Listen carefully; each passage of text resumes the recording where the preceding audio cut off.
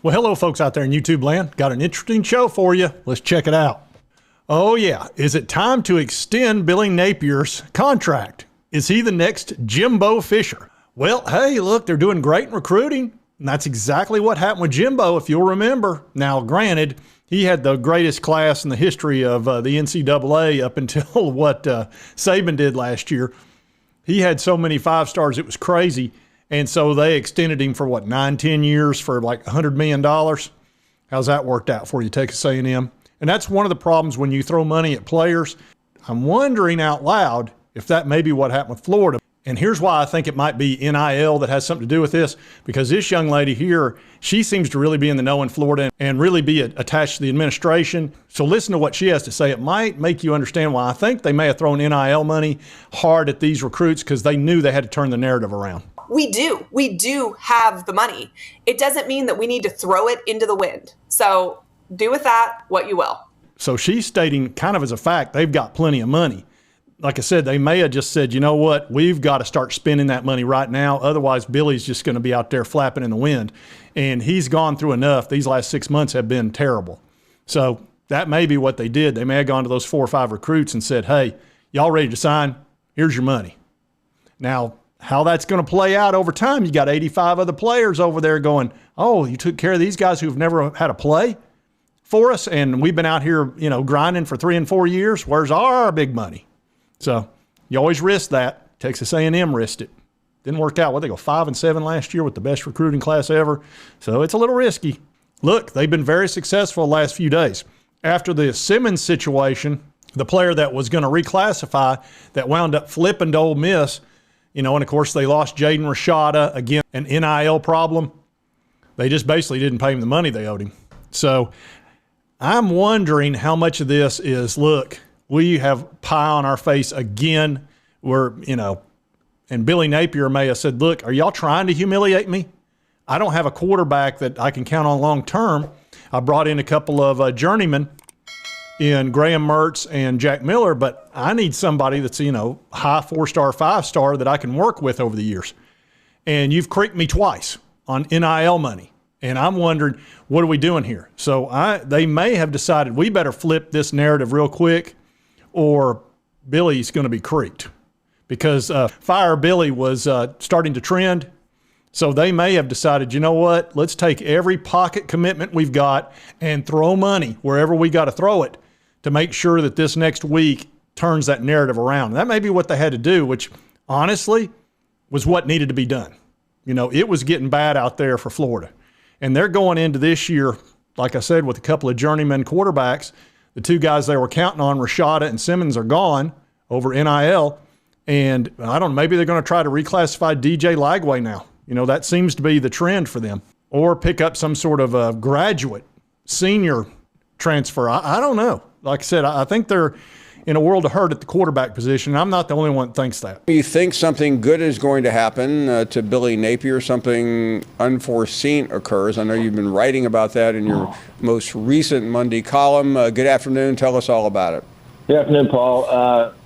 Billy's had a rough 6-7 months. I'll tell you what, Paul, recruiting the quarterback position specifically, not the rest of recruiting. I mean, he's doing a really good job with the rest of every other position on the field except recruiting. I mean, he starts out with, in early December when Anthony Richmond decides to go to pro, and then the 11th hour, Michael Pratt, the Tulane quarterback, tells Florida no, he was going to transfer Florida through the portal. He gets out of the portal, stays at Tulane. They go to the Cotton Bowl. They beat USC. Then he gets Graham Mertz, and the Florida fans lose their mind because, it's Graham Mertz. And then the whole Jaden Rashada incident happens, and there goes another quarterback. And now the latest is this Austin Simmons, this recruit from the 2025 class who was going to reclassify by 2 years because, Paul, if you can believe this, he's 17 years old, and he already has 2 years of college done academically. He's graduated from high school, and by the end of the semester will have his AA degree in college equivalent. So he literally will go into college as a junior. He flips, he goes to Ole Miss, and that was the quarterback that Florida was looking at to be kind of to save the situation. Because right now, Paul, they've got the very enigmatic Graham Mertz and Jack Miller as his backup, and then a project and Max Brown playing quarterback. And that's a tough way to go into an SEC season when you really don't have that much at quarterback. Now, folks, think about going into this season with that situation. And then they got to go into 2024. And if you've seen that schedule they've got, it is brutal. Not only do they have a really difficult 8-game schedule, and I'll show you that, and that's this right here. In 2024, they start out with LSU, then Texas A&M, Ole Miss, Kentucky, Georgia, Mississippi State, Tennessee, and Texas. And oh, by the way, Georgia is at Jacksonville, but Tennessee's at Neyland, and Texas is away. So in 2024, they're in for it. And then on top of that, you think that's tough. Because, look, we're used to tough schedules, too. We usually always play Alabama and Georgia, the top 1 and 2 players in the country. So we understand that. But here's the other deal. They've scheduled Miami, Florida State, of course, and UCF. None of those are easy wins. And Miami and Florida State are buying a lot of really good players, using that NIL money, and they're tired of getting kicked around. So this 2024 could be really rough on top of a really rough 2023. Vegas is saying they'll probably win 5.5 games this year. I've got them at 6. That's what I think they'll win, because I'm not 100% sure what's going to happen at the Swamp with the Vols. That is such a key game for us, because that is a dangerous place to play. Like, I don't know if they got voodoo down there or what the heck's going on, but every time we go in the Swamp, they magically play the best they've ever played, and we struggle.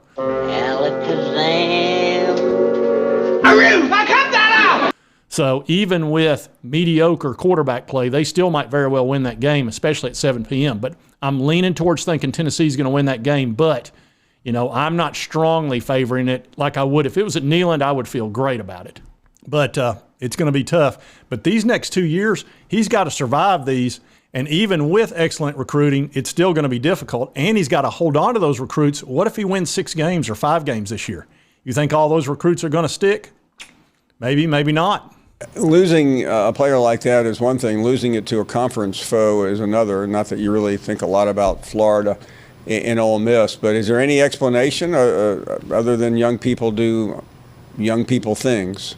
Paul, honestly, in the last 2.5 years since the NCAA decided, you know what, let's just add NIL and add 1 free year of transfer for players without having to sit out, and let's just see what happens.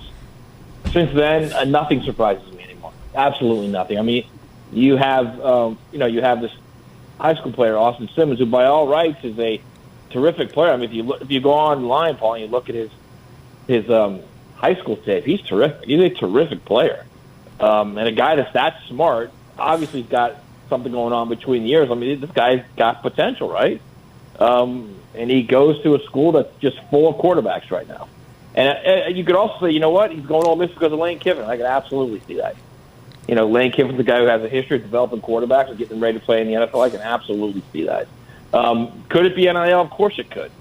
But, I mean, at this point, with all that's going on over the last 7 months in Florida, with the quarterback position, nothing would shock me for any reason why. And now they're basically there. They're down to Mertz or Miller, or if they could somehow get a graduate transfer over the next 3 or 4 months that leaves the school, that didn't have to get into the portal by April 30th and that could just leave and sign and play at Florida immediately. They could do that, but who's out there? I have no idea who's out there. Matt, Billy Napier came in with such expectations and optimism, and there's every reason why that was the case. Where are we right now? 1 year in, other than the terrible record and a ridiculously difficult schedule, what's the patience meter look like for Florida Nation? Yeah, the schedule's not getting easier. It's going to be more difficult next year. I think there's a little realistic idea of what he's facing. There's no doubt about that. But you know Florida fans, Paul, and it's just like any other SEC fan group. At some point, you get impatient. Can they sit through another 6-6 year?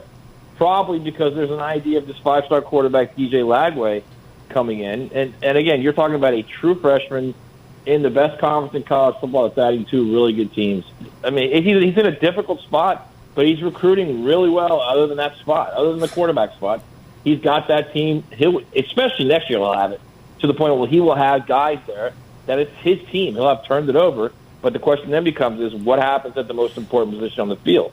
can they get the production they need to win games that matter? Because, Paul, you will not win games in this league if you don't have a quarterback that can make plays when it's 3rd and 9, you're on the road, and the crowd's going crazy, and you need to play. Matt, you said Florida fans, are SEC fans, but I've always felt they were a different breed.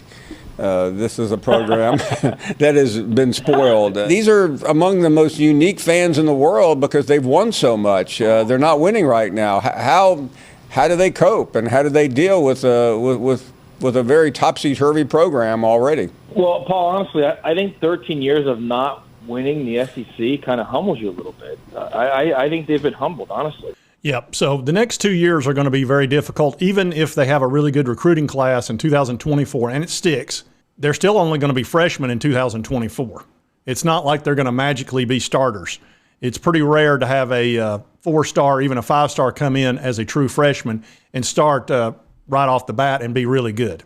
That's pretty rare. You might get 1 or 2 guys out of that class that can come do that, but normally that's not the case. It usually takes at least a year getting in the gym, getting with a nutritionist, and building yourself up to be able to play in the SEC. This is not the ACC or the Big 12. This is a man's league, okay? And it's brutal. Now, I got to do something right here. I really hate to do it. I got to do something here. I still can't believe it.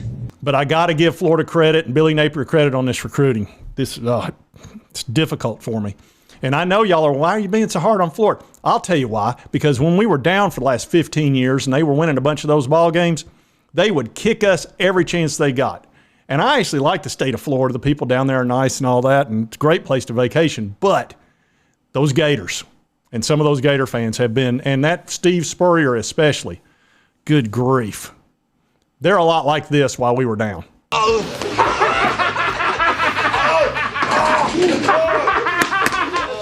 That's exactly right. So that's why I'm so hard. They're my nemesis. They are. They're the team that bothers me the most. And we need at least a 5-game winning streak to where I can start being okay with them again. I'd prefer a 10-game win streak. Win like 9 out of 10. I could live with 9 out of 10. Anything less than that, and I'm not going to be happy. So anyway, I wanted to cover the Florida Gators. And again, if you folks down there in Florida want to extend him for like 10 years for $100 million, now's the time to do it. Because with him recruiting like this, somebody might come and steal him from you. So go ahead and lock yourself in for 10 years like Texas A&M did with Jimbo. And I think that'll work out for you. Anyway, if you like this content, be sure to hit that like button. Lets me know to continue to cover the Vols and all our opponents and all that. And if you've not subscribed, it's on your right, my left. Hit that little button. I would appreciate it. And right over here is my most recent video. And we'll see you next time on Sports Talk Jay.